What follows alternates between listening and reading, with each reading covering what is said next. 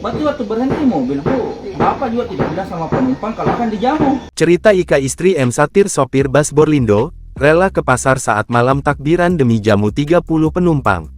Kisah Satir 40 sopir bus Borlindo rute Palu Makassar membawa 30 penumpangnya yang kelaparan untuk makan gratis masih menarik perhatian publik. Terbaru, sang istri bernama Ika 40 membongkar cerita di balik menjamu 30 penumpang pada saat hari Lebaran, Rabu, tanggal 10 April tahun 2024 lalu. Ternyata, Ika sempat mendapat telepon pada malam Lebaran, Satir akan singgah di rumahnya bersama rombongan.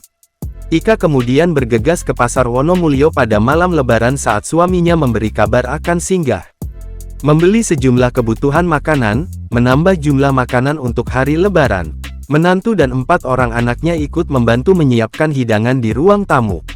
Malamnya sempat menelpon, suami saya bertanya bisakah saya singgah sama penumpang, saya jawab bisa Ji, nanti disiapkan, ujar Ika, dilansir dari tribunsulbar.com. Ibu 4 anak ini mengatakan bus yang dibawa suaminya singgah pas di depan rumah.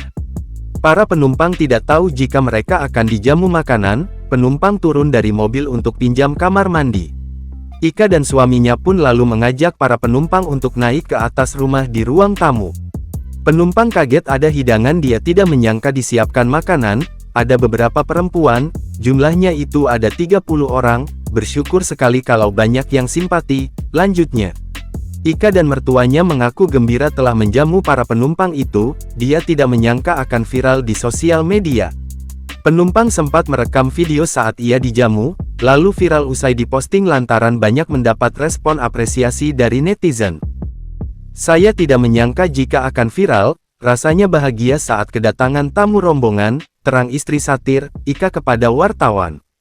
Kebaikan Satir ini menuai pujian, bahkan salah satunya pihak perusahaan.